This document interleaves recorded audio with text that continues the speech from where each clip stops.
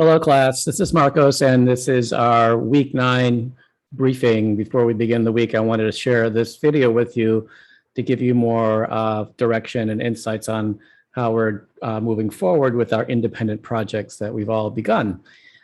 So I just want to go through this real quickly with you, give you a little bit of an overview here of the workflow that we're expected to be doing.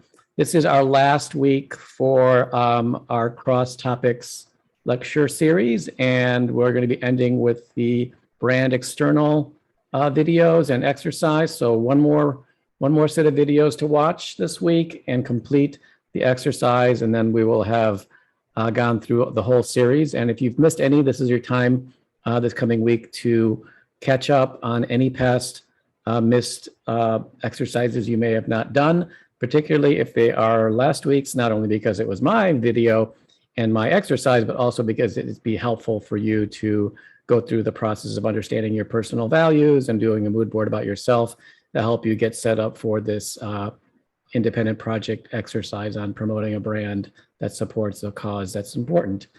And then this coming week now, and it should say week 9 here, sorry, but this coming week 9 workflow is going to be about having this individual meetings that are connected to the idea of a midterm. And basically, it'll just be a chance for us to quickly talk about how things are going, give you a chance to share any questions you have on how you're doing or on how the class is going, share any concerns you might have, or share anything that you are positive, that you feel positive about, that you'd like to see more of, that's working well for you. And also during our individual meetings, we'll be talking about your progress on your independent project and reviewing either where you're at on your research deck, depending on when you meet with me, or reviewing a research deck if you meet on Thursday and you've had a chance to finish it. The research deck is going to be our current next project following our choosing a cause deck, and it's kind of building on that deck. Each of you should by now have an idea of what your or have decided on what your cause is going to be. And I want to talk about the next steps in creating this research deck, where you begin to kind of build the framework for your final presentation, but also kind of start putting together a foundation for you to have the resources you need to develop this new brand. And it's going to be kind of about being in an entrepreneurial mindset and understanding yourself as someone who has the ability as a creative to have a vision for what an organization can do to help make a positive change in our society or in our community or in our daily lives. And I want each of us to really understand that we have that skill set within our visual communication skill sets. It transfers quite easily, and we're going to explore that with this brand development that we're going to be doing. Big picture wise, we have 1, 2, 3, 4, 5, 6, 7, 8 weeks to go. Week 9 is this week. We're doing the research strategy. We're going to continue the work on our branding by spending next week and developing our brand strategy in specific. This week, we're going to be developing the foundations for that strategy in more of a loose way. And then next week, we'll formalize it more with names and creating brand values and a brand vision through mood boards. On week 10 and week 11, that next step will be to develop logo concepts and begin to create the brand identity visually. And on week 13, or week 12, finalizing it, week 13, creating the standards overall for the brand, and then starting to build our touch points on week 13. And 14, 15 are expanding on our touch points and the different brand programs we'll be developing and the different aspects of how your brand can be activated to make positive change. And then week 15 is kind of a cushion week to develop your final presentation or to work diligently to complete your programs and your brand touch points in a more thorough way, with week 16 being our big week of presentations.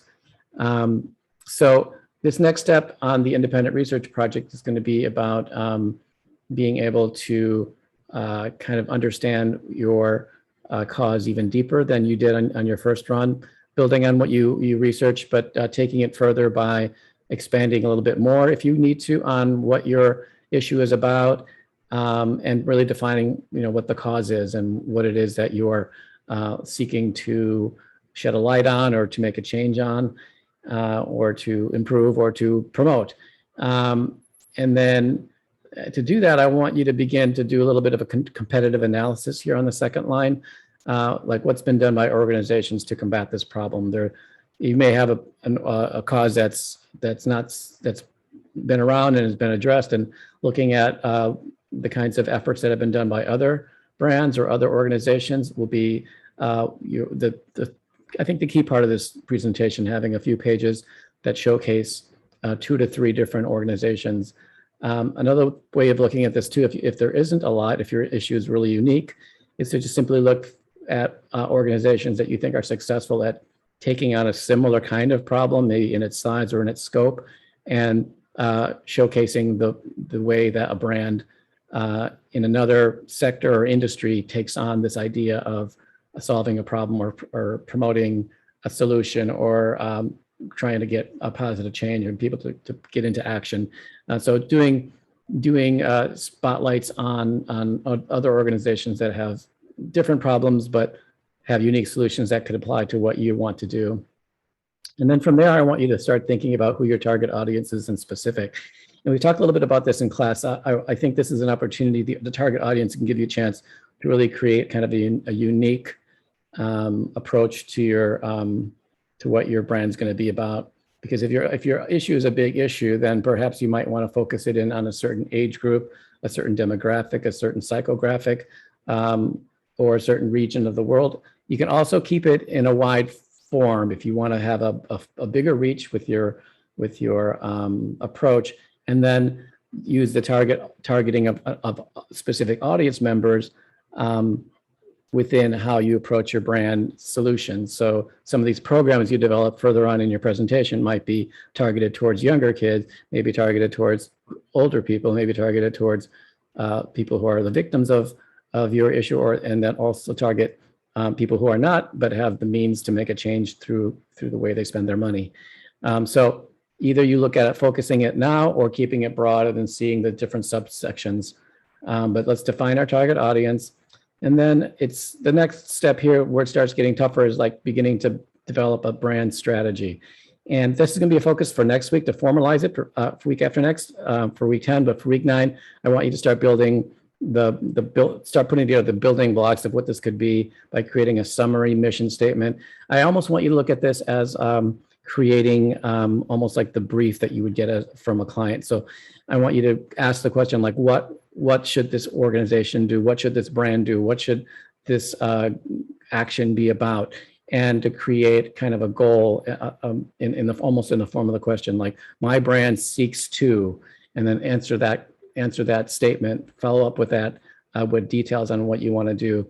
Don't feel like this is where you have to begin to give all of the details, but begin to create that scope of what it's going to be about. Definitely do not get into the design aspect of it, like what it'll look like, or the aesthetics of it. It's all about kind of like creating the framework for what your mission statement will be, and how you will address your social issue and the ways you will communicate to your audiences. So here's where you can begin to kind of make a grocery list of the kind of things you're interested in doing. You want to start a magazine, you want to make an app, you want to create a series of events, you want to create an ad campaign. Like this is where you can kind of get tactical in a general kind of way, where you can kind of make a list of the things that you feel would be effective without having to feel the burden of getting into it too much. So that's basically what we're doing. We're it's sort of a time to dream and to imagine what's possible, to like kind of set some parameters, set some frameworks, understand what's out there, and be able to then for next week build on that and begin to get specific about what your brand's going to be about.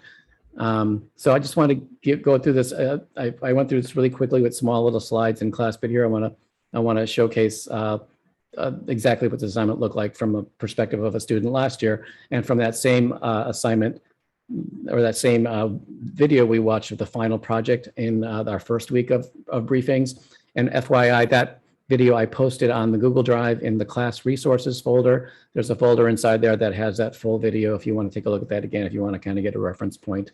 And if you want to see more, just let me know. I can share more as well. But so basically we have a title page, and then we go into this issue. And this is literally the slide from her initial presentation, kind of top lining what the issue is about, and then going a little bit deeper into it and maybe providing a little more of a presentation that begins to develop a narrative of what your issue is about, using statistics, using quotes, beginning to kind of like get to the heat or the meat of the matter, using statistics and getting a deeper understanding in a little more comprehensive way than you may have done last week. And looking at it in terms of like, if you have an issue that was kind of local, like this one was about suicide in South Korea, the idea of maybe broadening that in order to kind of stay specific, but also be more globally applicable. So here she's looking at the issue within the US perspective and then the suicide issue worldwide. So here again, we're talking more about this issue and developing more of an understanding to it. And then even going outside of what, who are the people affected by your issue? And obviously there's the victims of that, in terms of like, in this case, literally the person who dies, but then there's a ripple effect that goes to families and friends. And any issue probably has this idea of like a broader view of who is affected and who can actually help create the change. So here we see victims, families, and friends. And in a way, we can also think about this, if these are the victims, then if before this would happen, this is an opportunity for there to be maybe a target audience that could be specialized within like reaching out to families and friends so that this doesn't happen, and using them as a support group as part of your strategy for how to use your brand to affect positive change. And then start thinking about what is that you want to accomplish with this. And when it comes to these goals, for sure, don't feel like what your goal has to be is to solve the problem and to end whatever it is that you want to stop, or to start whatever it is you think should be happening. Look at it more as like every little piece counts and every single change you can make is effective. And I would definitely want everyone here to look at the proactive side of what's possible with your campaign or with your brand. Don't look at it as it's a matter of using the word don't or stop as like the main tool for what you're doing, because as important as don't and stop is, and it should definitely be used if it's something that's at that kind of more urgent level, I would also look at the positive side and looking how you can target individuals to be their best selves and to improve sort of the human condition and the human potential of any individual who may be struggling or maybe a cause for the problem. So I'm much more into the idea of making slow and steady progress towards improving individuals, and not being afraid of seeing that as what your brand is about, and not feeling the burden of like stopping something that's big and global or pervasive in a human condition kind of way. And then the target audience, again, this is where you can start thinking about where is it that you want, who do you want to focus on, and then breaking it into subgroups. Like it could literally be the students as a target audience. We can broaden it to be the families and friends of the victims. And then we can even look at everyday individuals, not as potential victims of this, but everyday individuals as people who are caring, loving people who can help participate in ending your problem or beginning the start of your solution and extending this into a global way. Not crazy about having this generic picture of paper people here. I'd much rather have kind of like a well-curated set of photos that showcase these different kinds of target audiences, and just with several pages, that would be okay with me. So don't get fooled by that. I don't think that's necessarily good. I think I like to see good, well curated photographs of enthusiastic people, or not enthusiastic, but the right kind of people to give a more personal picture of who we're trying to reach. And then this next section is basically the case study section, where you're going to look for organizations like the Korean Association of Youth Welfare and see what they've done in terms of helping youth in Korea and how it connects or doesn't connect to the issue of suicide, or looking at other organizations with outside of that region and here in the U.S., and the kind of tactics they use and the way they speak, both looking at it in a critical way, like what is it that they're doing that is not quite as effective as you want it to be, and looking at it from a positive critical aspect, like these are the things that are working that I think I can utilize within what I'm doing, but I definitely want to avoid these sorts of things, and start being kind of that person who's able to like sift through and take the positive and negative and pull out what you think is going to be effective for your own brand. And so there's 3 different options here of looking at different ways. And here's an app called Coco that was kind of a big inspiration for this student, because she ended up making an app as a centerpiece for helping being proactive in providing a tool to help monitor or avoid depression within youth. So in the strategy statement here, it's not a statement yet, it's kind of a stream of conscious, organized stream of conscious, like thinking about like, what is it that I want to do? What are some of my goals? I want, my brand will make mental health a more approachable topic. My brand will normalize opening up about mental health. My brand will provide more information about mental health. My brand will connect individuals globally. My brand will promote healthier lifestyles. This way, you're kind of like, you're asking yourself what you want to be doing, and you're providing these kind of big ideas without feeling like you have to come into the very specific ideas of what you're going to do. Laying this out in this format will then help you take the next step into deciding what it is exactly you want to do. And it will give us also a good way for you and I to converse about what your next steps are going to be when we meet in the coming week. All right. And then you also might want to start sifting some of those things out. And this is kind of extra. You don't have to do this necessarily. But if you sift some of these things out and you go, okay, what's the focus of my strategy? It's going to be this app, and begin to kind of like begin to create mood boards around what an app can do within your issue. And then also the idea of like activating people to be involved in this issue and to make it interactive and approachable, and the kind of this idea of like, I need a campaign to support not only the promotion of my app, but to support the promotion of this issue overall. So beginning to put in visuals what this could be and how it could be a campaign that's interactive, that involves people in a way that gets them, personally invested into this. And also the idea of like having the burden of really trying to communicate information, and information that's vital to understanding how to solve this problem, and also information that collaboratively can be shared through innovative ways of creating communication that'll get people activated to help spread the news on what it is you're trying to promote. And then, of course, do not ever forget a thank you page. And I won't name names for those who forgot last week. I'll always be grateful. Okay, so this is just a little the vision of it in general to help give you that idea. And again, a reminder, don't forget to do your brand external. You're almost there. Run through the finish line. Don't lose those 4 points because you thought you were done. Get this done. And then you will have time this week. So here's the Project 6 folder on Project Rebrand, the optional project where you are to record yourself making your presentation. I think this will be good for everyone to do, not only to give yourself a chance to kind of go through that process and kind of finish it and finalize it, but to have this piece archived for yourself, that here's this moment in time when you're a junior in 2021 in New York City at Parsons School of Design, working on this rebrand of this organization or company that you chose. And here you can really put together this story that you've spent weeks working on and have it synthesized forever, so that you can look at it later, you can share it with your parents, you can show your friends and family.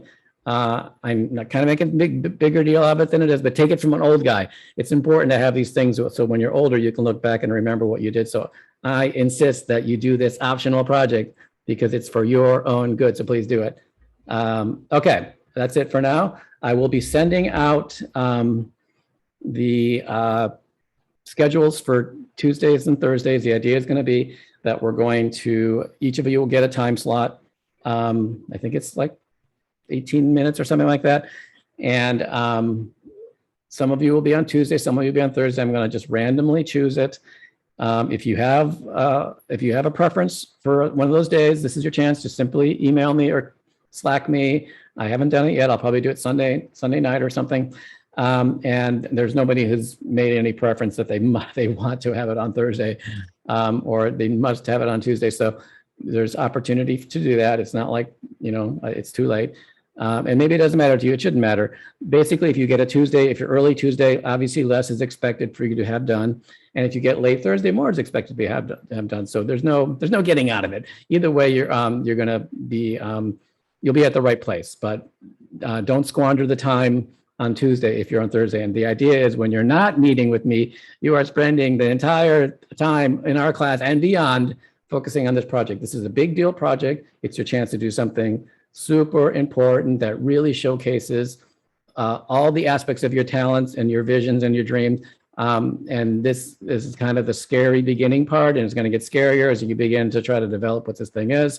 We'll work on it together. So it's not going to be scary for long, but I don't want you doing a lame ass job on this. I want you like really putting your heart and soul and mind into this at the deepest level, because it should be really like a flagship piece that shows what you can do, because there's nobody stopping you. I'm giving you restrictions, but there's really, this is up to you, and this is going to reflect your abilities. And I want you to test yourself, and I want you to put pressure on, and I want you to feel stressed and shamed and afraid, and I want you to suffer. And I want all that to come out into a beautiful thing that's going to be a piece that's going to be amazing, and something that's going to be an important part of your portfolio. So keep your eye on the prize. I'm here to help guide you through it.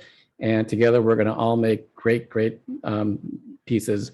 And you're going to learn so much from this. So keep the passion, keep the flame of the passion thing full on the whole time. You won't get burned. All right, good to share that. And if you have any questions, reach out to me. And I will see you guys either Tuesday or Thursday. Thanks.